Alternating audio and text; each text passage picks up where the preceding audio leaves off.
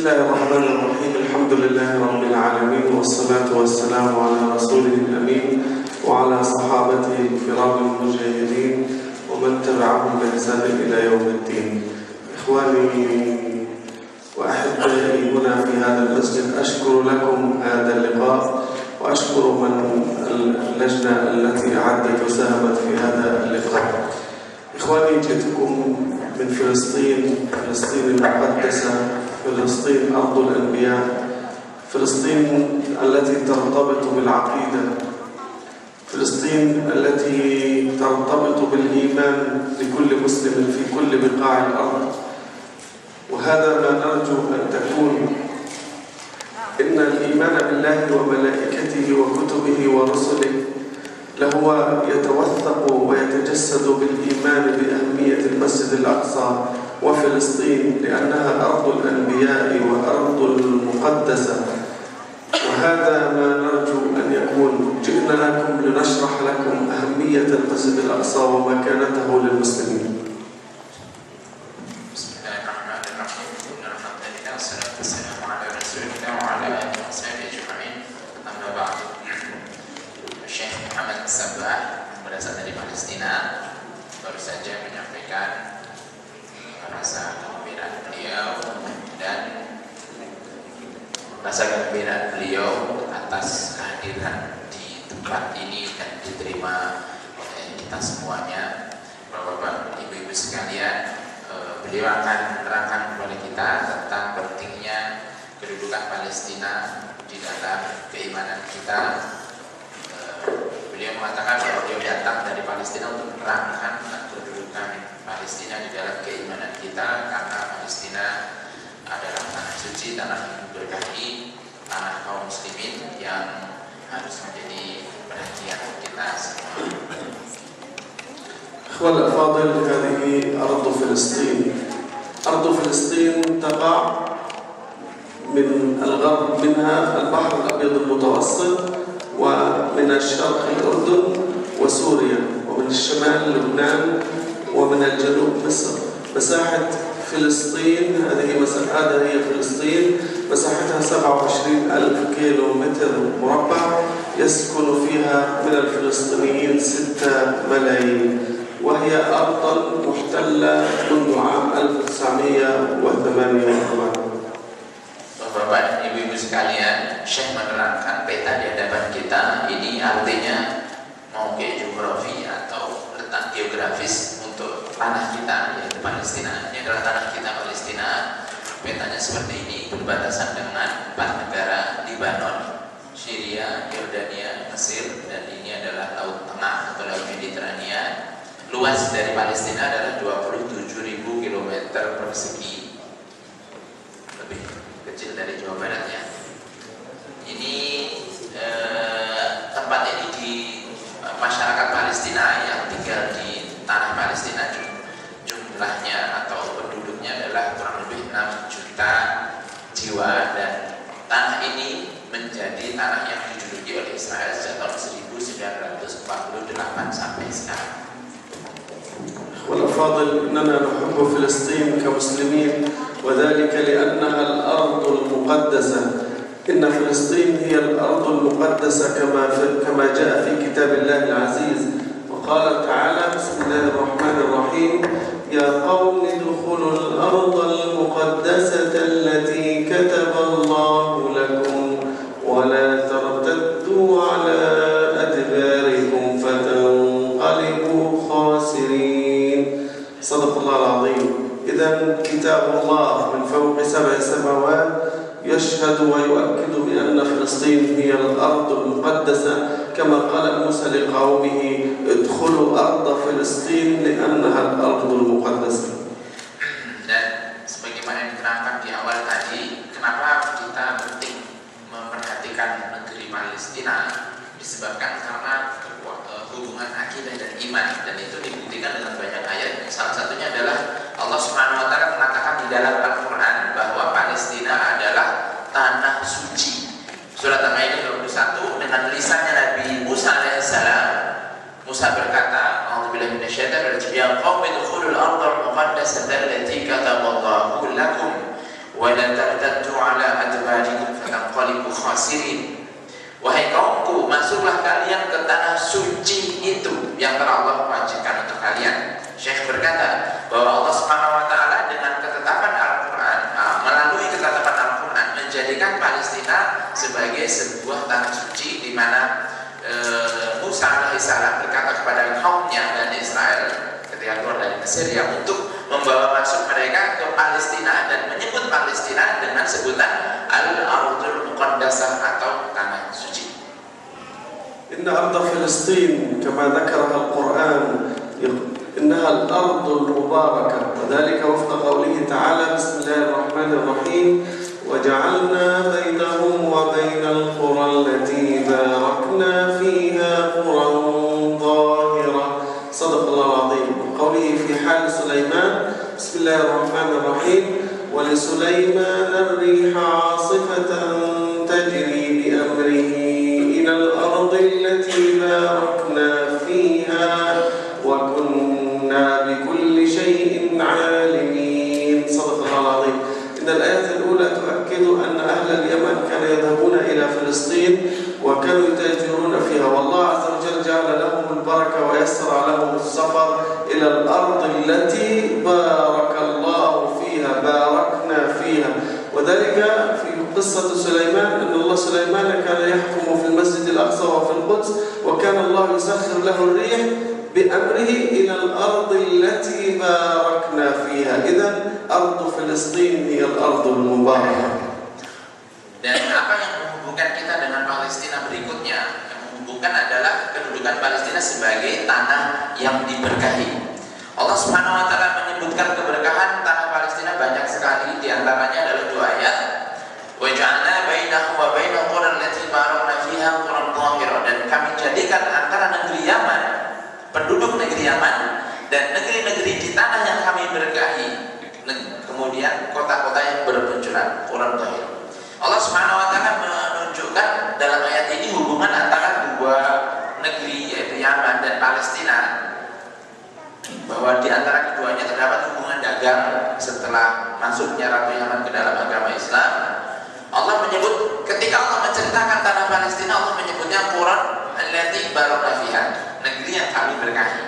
Kemudian pada ayat berikutnya surat Al-Anbiya, Allah menyebut tentang Sulaiman, wa li Sulaiman ar-riha asifatan tajri bi amrihi ila al-ardi allati barakna fiha. Dan Sulaiman memiliki angin yang berhembus dengan perintahnya ke negeri yang kami berkahi. Jadi ayat ini mengatakan bahwa kedudukan Palestina itu adalah kedudukan sebagai negeri yang diberkahi menurut ketetapan Al-Quran di dalam keimanan kita. الإخوة الأفاضل، إن أرض فلسطين هي أرض عالمية لجميع المسلمين في كل بقاع الأرض، وذلك لقوله تعالى بسم الله الرحمن الرحيم ونجيناه ولوطا إلى الأرض التي باركنا فيها للعالمين صدق الله العظيم. إن الله نجى إبراهيم عليه السلام، نبي الله إبراهيم ونبي الله لوط، نجاهم الله إلى الأرض التي بارك فيها وقال أنها للعالمين، ولم يقل للفلسطينيين ولكن قال للعالمين.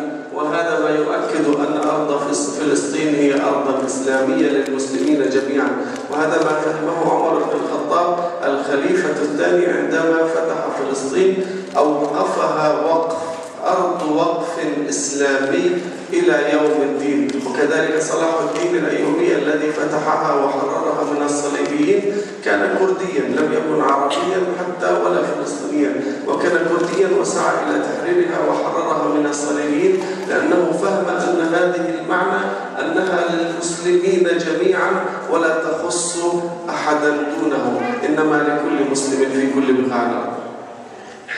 Kemudian Syekh berkata bahwa kedudukan Palestina berikutnya adalah Palestina adalah tanah yang dimiliki oleh seluruh kaum muslimin. Jadi kita yang di Indonesia menurut beliau juga memiliki tanah Palestina berdasarkan firman Allah Al-Anbiya ayat 71, wa najaynahu wa lutan ila al-ardi allati barakna fiha lil alamin, dan kami selamatkan Ibrahim dan Lut ke negeri yang kami berkahi lil alamin, yang dimiliki oleh seluruh kaum yang beriman. Syekh berkata, Allah tidak memberkahi Palestina untuk orang Palestina atau untuk orang Arab, tetapi lil alamin, untuk seluruh kaum yang beriman. Yang artinya bahwa tanah Palestina setiap meter dan jengkalnya itu dimiliki oleh kaum muslimin sedunia sepanjang masa. Oleh karena itulah Allah Subhanahu wa taala, Umar bin Khattab radhiyallahu anhu ketika menaklukkan Palestina pertama kali, langsung Umar bin Khattab menetapkan Palestina adalah tanah wakaf yang dimiliki oleh kaum muslimin di seluruh dunia di sepanjang zaman sampai hari kiamat. Itu juga yang membuat Jenderal Salahuddin Al-Ayyubi membebaskan tanah Palestina dari penjajah salib yang merebut tanah Palestina ini, dikarenakan tanah Palestina adalah tanah miliknya kaum muslimin dan itu harus selalu berada di bawah kendali kaum muslimin. Padahal Syekh berkata, Salahuddin Al-Ayyubi itu bukan orang Palestina, bahkan bukan orang Arab, beliau adalah orang Yahudi. Tetapi karena pemahaman beliau bahwa Palestina adalah milik seluruh kaum muslimin, maka direbutlah tanah Palestina itu untuk kembali ke pangkuan kaum muslimin. الإخوة الأفاضل، إن أرض فلسطين هي أرضا إسلامية وليست يهودية. إن اليهود يدعون أن أرض فلسطين هي أرضا لأبناء إسرائيل وهي ملك لهم، ولكن الله تعالى قال بسم الله الرحمن الرحيم: قالت رب إني ظلمت نفسي وأسلمت مع سليمان لله رب العالمين. صدق الله العظيم. هذه بلقيس دخلت الإسلام على يد نبي الله سليمان. سليمان كان ملكا ويحكم بالإسلام، كان سليمان يحكم بالإسلام، وهذه بلقيس قالت أسلمت مع سليمان ولم تقل تهودت، بل كان سليمان يحكم بالإسلام ودخلت الإسلام. إن اليهود يدعون أن سليمان هو من أبناء بني إسرائيل، من أبناء يعقوب عليه السلام، وهذا صحيح، ولكن سليمان كان يحكم بالإسلام وقالت أسلمت. إن اليهود يقولون إن إبراهيم أبو الأنبياء، أبو يعقوب وإسماعيل، وكان يسكن في فلسطين، كان لليهود، ولكن القرآن يقول ما كان إبراهيم يهوديا ولا نصرانيا ولكن كان حنيفا مسلما وما كان من المشركين. إذن أرض فلسطين ليست يهودية بل هي إسلامية. Kemudian status atau sifat tanah Palestina berikutnya yang diterangkan oleh Syekh kepada kita, bahwa Palestina adalah tanah Islam, bukan tanah Yahudi, negeri Islam, bukan negeri Yahudi. Allah Subhanahu wa taala berfirman menceritakan tentang masuk Islamnya ratu dari Yaman, Ratu Sabah atau Ratu Bilqis, ketika beliau datang dari Yaman ke kota suci Al-Quds, dan sesudah itu beliau berkata setelah bertemu dengan Sulaiman dalam surat An-Naml, qalat rabbi inni zalamtu nafsi wa aslamtu ma'a Sulaiman lillahi rabbil alamin. Ya Allah, sesungguhnya aku telah menzalimi diriku dan aku aslamtu, masuk ke dalam Islam bersama Sulaiman. Syekh berkata bahwa ayat ini maknanya yang pertama, agama yang dipeluk oleh Ratu Bilqis saat itu adalah agama Islam, dan Nabi Sulaiman juga beragama Islam. Oleh karena itu mereka bukanlah Yahudi sebagaimana yang dikatakan oleh Israel. Israel selalu mengatakan bahwa Palestina adalah tanah Yahudi karena ini adalah tanah yang diwariskan dari Raja Sulaiman, Yakub, ya. Sedangkan Sulaiman sendiri ternyata agamanya adalah Islam, sehingga Bilqis pun masuknya ke dalam agama Islam, bukan masuk ke dalam agama Yahudi. Ini menunjukkan bahwa yang berhak terhadap tanah Palestina itu adalah kaum muslimin, orang-orang yang beragama Islam. Kenapa? Karena Palestina sesungguhnya adalah tanah Islam, bukan tanah Yahudi. إخواني، إن أرض فلسطين هي أرض الإسراء والمعراج. قال تعالى بسم الله الرحمن الرحيم: سبحان الذي أسرى بعبده ليلا من المسجد الحرام إلى المسجد الأقصى. صدق الله العظيم. إن ليلة الإسراء والمعراج كان الله قادر، وهو قادر على كل شيء، أن يعرج بالرسول صلى الله عليه وسلم من مكة مباشرة إلى السماء السابعة، ولكن الله لحكمة اقتضاها أرسل الرسول صلى الله عليه وسلم محمد في رحلة الإسراء من مكة إلى المسجد الأقصى، وتلك الحكمة أن يربط ما بين المسجد الأقصى وما بين المسجد الحرام. إن هذا لا يؤكد أن أرض فلسطين هي أرض الإسراء والمعراج، كما نؤكد بأن المسلمون قبل أن يتوجهوا إلى الكعبة صلى المسلمون 18 شهرا نحو المسجد الأقصى قبل أن يتحولوا في قبلتهم وصلاتهم نحو المسجد الحرام، وهذا ما يؤكد قدسية المسجد الأقصى. Kemudian sifat Palestina berikutnya adalah negeri Isra dan Mi'raj, dan ini sangat penting sekali dalam surat Al-Isra ayat 1. Bismillahirrahmanirrahim. Subhanalladzi asra bi 'abdihi lailan minal masjidil haram ilal masjidil aqsa alladzi barakna hawlahu. Di dalam ayat ini Allah Subhanahu wa taala menerangkan Isra-nya Nabi Muhammad dari Masjidil Haram ke Masjidil Aqsa. Padahal Allah Subhanahu wa taala bisa memperjalankan Rasulullah langsung Mi'raj bertemu dengan Allah. Tapi Allah ingin memahamkan kepada kaum muslimin hubungan antara Masjidil Haram dan Masjidil Aqsa sangat erat sekali, sehingga kita orang Islam tidak boleh membedakan antara dua tanah suci ini, Masjidil Haram dan Masjidil Aqsa, kota Makkah dan kota suci Al-Quds. Kota Makkah dan Palestina itu tidak boleh dibedakan, dua-duanya sama. Oleh karena itu Syekh menerangkan peristiwa ini menunjukkan bahwa kalau kita sholat di Masjidil Haram sebagai kiblat kita, maka ketahuilah kita dulu juga sholat di Masjidil Aqsa sebagai kiblat kita. Kalau kita hari ini menganggap Masjidil Haram sebagai tanah suci, maka Masjidil Aqsa itu juga tanah suci. Jadi kaum muslimin harus menganggap Masjidil Aqsa dan negeri Palestina sebagaimana sekarang kita menganggap Masjidil Haram dan tanah suci Ka'bah. إخواني، إن أرض فلسطين هي أرض الأنبياء.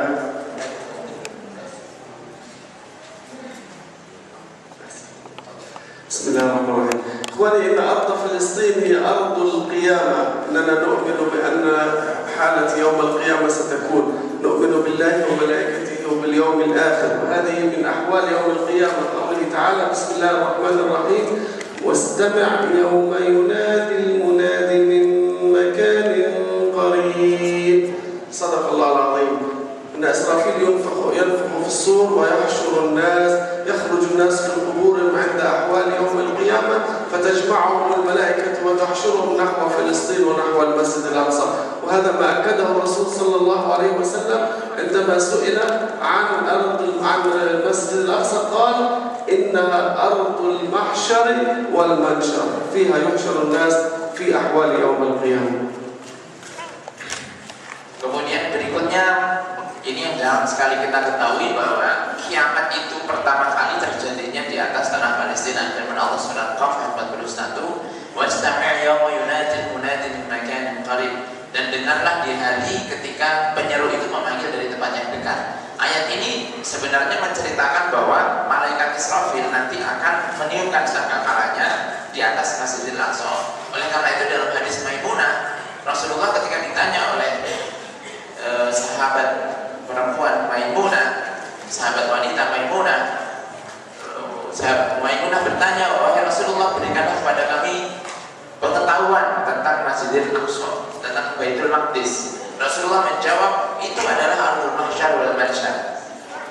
Baitul Maqdis atau Palestina atau Masjidil Aqsa itu adalah tempat kebangkitan umat manusia dan tempat dikumpulkannya mereka. Jadi kebangkitan seluruh umat manusia sejak Adam sampai akhir zaman itu tepatnya di atas Masjidil Aqsa, dan Masjidil Aqsa itu setelah bangkit semua umat manusia dikumpulkan di sana, yaitu tempat yang kita sebut dengan sebutan Padang Mahsyar. Jadi Padang Mahsyar itu terjadi di atas tanah Palestina, dan ini adalah sifat Palestina yang berikutnya, yaitu negeri hari kiamat. إخواني، إن أرض فلسطين هي أرض الأنبياء والمرسلين، وذلك نلاحظ أن هنا في القدس، هذه هي مدينة القدس، كان نبي الله داود وسليمان وزكريا ويحيى وإلياس واليسع وذو الكفل عليهم السلام كانوا هنا في مدينة القدس. هنا مكان الأنبياء. وفي بيت لحم كان عيسى، هذه بيت لحم، كان نبي الله عيسى ولد هنا. وفي الخليل إبراهيم، هذا الخليل، هذه مدينة الخليل، وكان إبراهيم عليه السلام والتي سميت باسمه لأنه خليل الرحمن. وفي أريحة موسى، هذه أريحة كان نبي الله الله موسى هنا. وفي طبرية كان شعيب، هذه طبرية مدينة طبرية، وكان شعيب نبي الله. وكذلك ما ختمها أن الرسول صلى الله عليه وسلم صلى بالأنبياء جميعا، صلى خلفه آدم عليه السلام وموسى وعيسى وسليمان وأيوب، كل الأنبياء صلوا خلف رسول الله داخل المسجid الأقصى. إذن أرض الأنبياء والمرسلين. Kemudian ini adalah sifat Palestina yang berikutnya yang sangat besar sekali kedudukan dalam Islam adalah Ardhul Anbiya'i wal Mursalin, negeri para nabi dan rasul. Syekh menunjuk di dalam peta ini ada kota-kota. Yang pertama kota suci Al-Quds yang ada di sini. Ini kota suci Al-Quds ini adalah kota di mana dulu Nabi Daud tinggal di sana. Lalu Nabi Daud punya anak Sulaiman. Kemudian ada Zakaria punya anak Yahya. Kemudian ada Nabi Ilyas, penanya Ilyas. Mereka semua dulu tinggal di kota suci Al-Quds di Palestina. Kemudian Nabi Zulkifli alaihissalam semuanya tinggal di Palestina. Lalu di bawahnya kota suci Al-Quds ini ada kota Bethlehem, Baitul Laham. Baitul Laham atau Bethlehem adalah tempat lahirnya Nabi Isa alaihissalam, ya, dan ibunya. Beliau tinggal di kota Bethlehem itu di Palestina. Kemudian di bawahnya di sebelah selatan ini ada kota Al-Khalil. Kata Al-Khalil diambil dari nama Nabi Ibrahim, karena Nabi Ibrahim itu punya nama Khalilur Rahman, maka namanya diabadikan menjadi nama kota. Ini adalah kota tinggalnya Nabi Ibrahim. Kemudian beliau punya anak Ishak, kemudian Ishak punya anak Yakub, lalu Yakub punya anak Yusuf. Mereka semuanya tinggal di kota Al-Khalil. Kemudian Nabi Yunus dan Ayub itu juga tinggal di kota Al-Khalil, dan juga keponakan Nabi Ibrahim yaitu Nabi Lut, semuanya tinggal di kota Al-Khalil. Kemudian Nabi Musa ada di Ariha. Dulu beliau Nabi Musa sampai ke kota Ariha ini, dan beliau diangkat menjadi Rasul di kota Ariha setelah pulang dari kota Tabariyah, di mana beliau bertemu dengan mertuanya yaitu Nabi Syuaib, dan di sana juga tinggal Nabi Saleh. Kemudian ribuan tahun sesudahnya Nabi Muhammad SAW yang tinggal jauh di kota Makkah didatangkan oleh Allah ke Al-Quds. Ketika Nabi Muhammad SAW masuk ke kota suci Al-Quds, beliau bertemu dengan seluruh nabi dan rasul yang dibangkitkan oleh Allah Subhanahu Wa Taala. Mereka semuanya datang ke Masjidil Aqsa, sholat menjadi di belakang Nabi Muhammad SAW sebagai makmumnya, sehingga kesimpulannya tidak ada nabi dan rasul yang pernah diutus Allah, melainkan mereka pernah menginjakkan kaki mereka di tanah Palestina, sehingga Palestina menjadi sebuah negeri para nabi dan para rasul, Ardhul Anbiya'i wal Mursalin. إخواننا الأفاضل، إن هذه هي صورة المسجد الأقصى. هذه حدود المسجد الأقصى، هذه كلها حدود المسجد الأقصى. يمكن أن تصلي هنا، أن تصلي هنا، تصلي هنا، كلها داخل حرم المسجد الأقصى. هذه هي قبة الصخرة. من هنا صعد الرسول صلى الله عليه وسلم من هذا المكان إلى السماء. هنا من قبة الصخرة، هذه صورتها. وهذا المسجد القبلي أو الجامع القبلي، ومن هنا صلى النبي صلى الله عليه وسلم بالأنبياء. Bapak-bapak dan ibu-ibu sekalian, inilah yang disebut dengan Masjidil Aqsa. Masjidil Aqsa bukan nama bangunan, tapi nama keseluruhan tempat yang berada di dalam batas pagar. Ini ada pagar. Pagar ini di dalamnya semuanya adalah Masjidil Aqsa. Dimanapun kita sholat di dalam Masjidil Aqsa, kita mendapatkan pahala 1000 kali sholat di luar Masjidil Aqsa. Dan ini disebut sebagai Masjid Qubatus Sofro. Ini Masjid Al-Qibli. Luas keseluruhannya adalah 14,4 hektar tanah Masjidil Aqsa. Ini adalah tempat di mana dulu Nabi Muhammad menginjakkan kaki beliau untuk naik ke langit. Itu dimulainya dari sini. Adapun ini adalah tempat beliau menjadi imam bagi seluruh nabi dan rasul, itu di sini tempatnya. هؤلاء إخواننا، هؤلاء يهود وهذا قبة الصخرة. هنا عرج بالرسول صلى الله عليه وسلم إلى السماء، وهؤلاء يهود. هؤلاء يسعون إلى تقسيم الزمان والمكان للمسجد الأقصى. هم يسعون إلى أن يجعلوا يعني يوما للمسلمين في الصلاة ويوما لليهود. يعني يوم السبت يكون متخصص بس لليهود الصلاة في المسجد الأقصى، ويوم الجمعة يمكن أن يصلي المسلمون. وهذا هو التقسيم الزماني، أو أن بعد الفجر لا يكون دعوة للصلاة في المسجد فيأتي اليهود للصلاة. وهذا طبعا يكون خطوة نحو هدم المسجد الأقصى وتدمير وبناء هيكل سليمان مكانه. ويقسمون هذا جزء للمسلمين وهذا جزء لليهود، هذا الوقت للمسلمين وهذا وقت لليهود. هذا طبعا سياسة اليهود لتقسيم المسجد الأقصى. Dan sekarang Masjidil Aqsa menghadapi bahaya yang sangat besar sekali. Sekarang hari ini ya, bahayanya adalah siasat Yahudi untuk melakukan pembagian masjid. Yang pertama, taksim zamani, yaitu pembagian dari segi waktu. Jadi orang yang masuk ke Masjidil Aqsa hanya dibagi waktunya. Kenapa? Karena Yahudi ingin menggunakan sebagian waktu untuk memakai masjid kita. Ini contohnya. Ini adalah orang Yahudi ekstrim. Mereka masuk ke dalam Masjidil Aqsa, beribadah di dalamnya menggunakan waktu yang ditetapkan oleh pemerintah Yahudi, ya, bagi mereka di luar waktu sholat kita. Jadi waktu sholat kita hanya dikasih 1 jam. Di luar waktu sholat ini masjid ini ditutup dan masuklah mereka ini. Dan dari sinilah nanti siasat Yahudi terus berkembang. Untuk saya tadi mengatakan siasat ini terus berkembang sampai kemudian Yahudi berhasil merebut Masjidil Aqsa dan membangun tempat ibadah mereka. وللفضل هذا هو هيكل سليمان الذي سيقام في تخطيطهم مكان المسجد الأقصى. هذا يهودي يعني، وهذا موديل مجسم لهيكل سليمان سوف ينقلون مكان المسجد الأقصى بعد أن يهدم المسجد الأقصى. Jadi bangunan yang tadi dan ini adalah taksim makani, pembagian waktu. Kalau tadi pembagian waktu, sekarang pembagian tempat. Pembagian tempat itu adalah tahap-tahap yang dilakukan oleh Yahudi supaya mereka bisa membangun ini tempat di atas masjid kita. Masjid kita dihancurkan dan diganti dengan bangunan ini yang disebut dengan Haikal Sulaiman. Nah, Haikal Sulaiman mereka sudah membuat maketnya, modelnya, ini miniaturnya sudah dibuat dan ini diletakkan sengaja dekat dengan masjid kita karena ini nanti akan dibangun di atas bangunan masjid kita setelah tentu saja dan dihancurkan oleh Yahudi. الإخوة الأفاضل، هؤلاء يهود، هذا يهودي وهؤلاء يهود تحت المسجد الأقصى. هم يحفرون تحت المسجد الأقصى على أساس أن يهدم المسجد الأقصى بأي مشكلة. يهدم المسجد الأقصى من كثرة الحفريات الموجودة تحت المسجد الأقصى. وهذه صورة أخرى توضح أنه هنا تحت المسجد الأقصى، هنا يصلون، هنا يشربون الخمر أو يعملون المعاصي. هؤلاء تحت المسجد الأقصى. Jadi gambar yang tadi terowongan itu adalah galian-galian yang dilakukan di bawah masjid kita. Jadi masjid kita itu tempatnya di atas gitu ya, seperti bukit.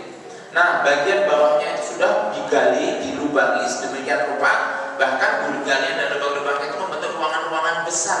Ini semuanya di bawah masjid kita. Ini adalah siasat Yahudi untuk membuat masjid kita rusak dari bawah tanpa kelihatan oleh orang. Jadi kalau dirusak langsung kan orang marah ya. Ini dengan siasat dari bawah dengan galian seperti ini, yang mereka inginkan adalah hancurnya, robohnya masjid kita dari sebelah atas, dan kemudian mereka melakukan aksi klaim terhadap masjid kita untuk membangun tempat ibadah mereka.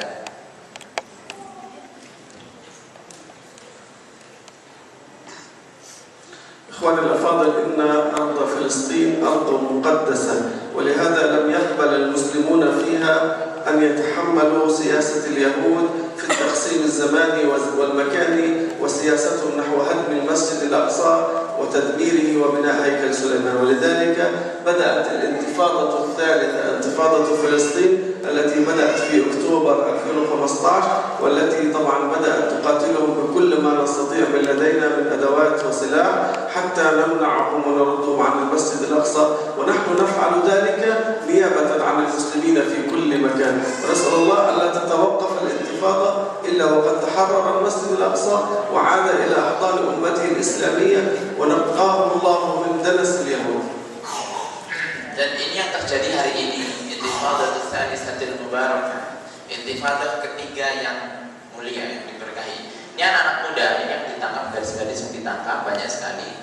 Nah, sekarang mereka karena penolakan kaum muslimin di Masjidil Aqsa, di kota suci Al-Quds dan di seluruh tepi barat, maka terjadilah keributan, konflik, perkelahian di jalan-jalan, aksi-aksi, protes-protes, yang kemudian mereka menyebutnya sebagai Al-Intifadah Ats-Tsalitsah, intifadah yang ketiga. Ini terjadi sejak bulan Oktober tahun 2015 sampai sekarang belum berhenti. Terjadi kekacauan di mana-mana di wilayah tepi barat. Nanti kita lihat videonya. Nah, Bapak dan Ibu-ibu sekalian, saya berkata inilah sekarang yang menjadi penentu Menentu apakah Masjidil Aqsa jatuh ke tangan Yahudi, diambil oleh mereka, dihancurkan dan dibangun di atasnya Haikal Sulaiman, ataukah intifadha ini akan berjalan terus untuk membuat Yahudi gagal merebut masjid kita. Yang sangat penting sekali intifadha yang ketiga ini adalah intifadha penentu. Apakah rencana Yahudi tadi berhasil atau gagal? Karena itu sangat penting bagi kita kaum muslimin di seluruh dunia untuk memperhatikan persoalan ini dan memastikan bahwa intifadha ketiga yang terjadi sejak bulan Oktober sampai sekarang itu mustamirah, akan terus berlanjut dan berjalan sampai gagalnya rencana Yahudi untuk merebut tanah suci kita yang ketiga. Baik, terima kasih Bapak dan Ibu sekalian. Kita akan lihat dua buah video. Yang pertama tentang Gaza, perang di tahun 2014, untuk mengetahui seperti apa siasat dan kejahatan Yahudi terhadap tanah Palestina.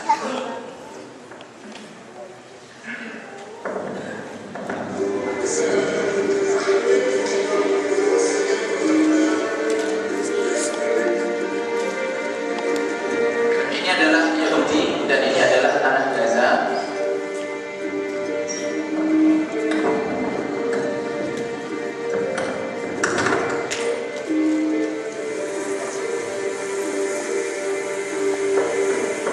Nah, coba lihat bagaimana Yahudi selalu berupaya untuk mencari celah agar mereka bisa menyerang kaum muslimin di Palestina. Lihat, ini Yahudi seperti ini ya. Ini ketika di Gaza sedang seperti ini, gitu. Di Gaza ketika sedang seperti ini, tapi Yahudi seperti ini, mempersiapkan sebuah peperangan.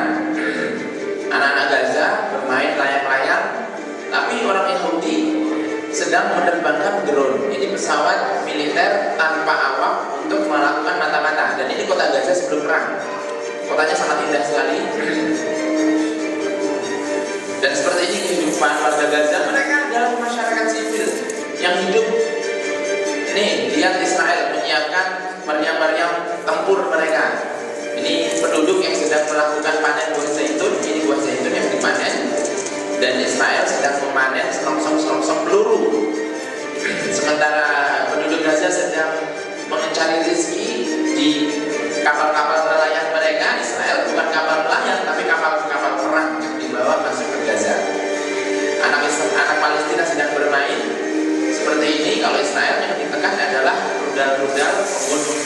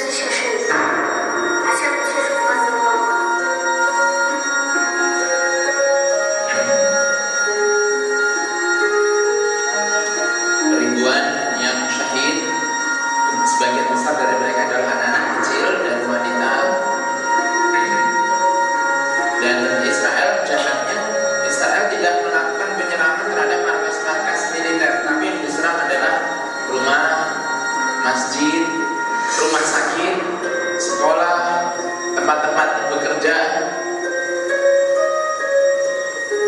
ribuan ton meriam, roket, dan bahan-bahan peledak dijatuhkan oleh Israel di atas tanah Gaza.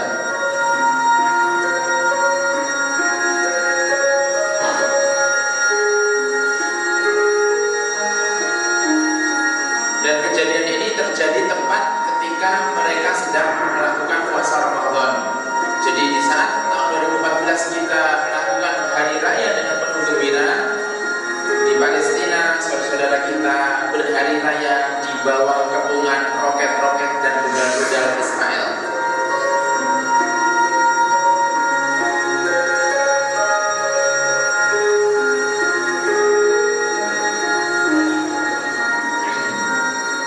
Namun demikian, warga Gaza, anak-anak kecil tidak pernah merasa takut dan gentar. Mereka sangat tabah menjalani ujian dari Allah. Mereka tetap bergembira, mereka tetap menjalani kehidupan dengan normal dan wajar. Dan meskipun sekolah mereka hancur lebur, mereka tetap berangkat sekolah. Inilah semangat yang luar biasa dari penduduk Gaza. Luar biasa. Dan mereka percaya, yakin sekali, semua yang dihancurkan oleh Israel pasti dapat dibangun kembali. Semua yang dihancurkan oleh Israel pasti dapat dibangun kembali. Kota yang sudah hilang, kota yang sudah hancur lebur ini pasti dapat dikembalikan menjadi seperti semula. Ini keyakinan penduduk Gaza. Mereka sangat tabah di dalam menjalani setiap kejahatan Israel. Dan mereka mengibaratkan seolah-olah Gaza itu selalu bisa dilahirkan kembali. Baik, itu adalah gambaran pertama tentang bagaimanakah bangsa yang dihadapi oleh penduduk Palestina. Seperti itu kejahatannya. Bangsa yang gemar sekali melakukan kejahatan di luar batas kemanusiaan kita. Yang berikutnya, ini yang sekarang terjadi, yaitu di tanah Masjidil Aqsa, berupa intifadah yang dimaksudkan oleh Syekh. Ini terjadi sampai hari ini. Sampai hari ini masih terjadi di atas tanah kita. Pemuda ini meninggal dalam keadaan mengangkat jari telunjuknya.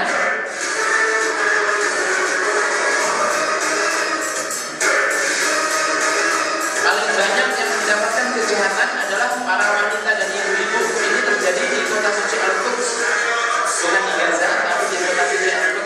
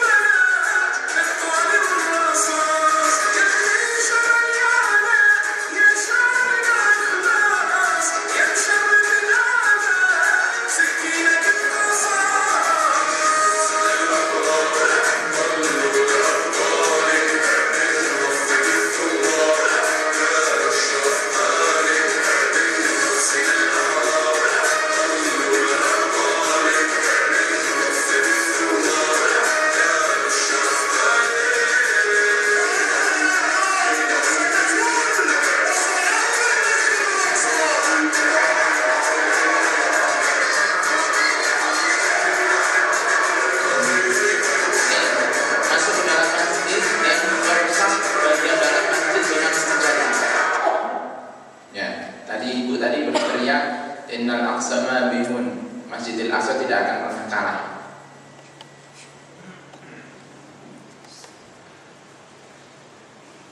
Baik, Bapak dan Ibu sekalian, yang kita saksikan bukanlah film bikinan Hollywood. Jadi ini asli dan betul-betul terjadi di atas tanah suci kita, tanah yang diberkahi, dan kebanyakan yang menjadi pembela-pembela Masjidil Aqsa adalah wanita. Luar biasa ya. Jadi wanita-wanita turun berjalan melakukan protes dan pembelaan terhadap masjid kita, dan tadi kita lihat banyak sekali yang jadi korban mereka adalah wanita-wanita. Baik Bapak dan Ibu sekalian, kita sekarang berada di depan Syekh Muhammad As-Sabbah. Beliau adalah seorang bangsa Palestina yang memberikan berita ini kepada kita semuanya, dan sebagai yang mewakili bangsa Palestina, kita akan memberikan respon balik kepada beliau agar disampaikan kepada saudara kita di sana. Tadi Syekh berkata bahwa kami melakukan ini semuanya menggantikan tugas bapak-bapak dan ibu-ibu, tugas-tugas saudara-saudara di sini. Ini adalah tugas kita. Tapi nggak apa-apa, kami akan melakukan di sana, dan kita akan memastikan bahwa intifadah ini tidak akan berhenti. Intifadah akan berlanjut sampai gagalnya siasat Yahudi. Kita akan memberikan sebuah respon kepada Syekh untuk disampaikan kepada Palestina bahwa intifadah Masjidil Aqsa yang ketiga, yang hari ini masih terjadi, sekarang masih terjadi di atas Masjidil Aqsa, tidak akan berhenti, pasti tetap berlanjut sampai Masjidil Aqsa betul-betul dibebaskan dari penjajahan.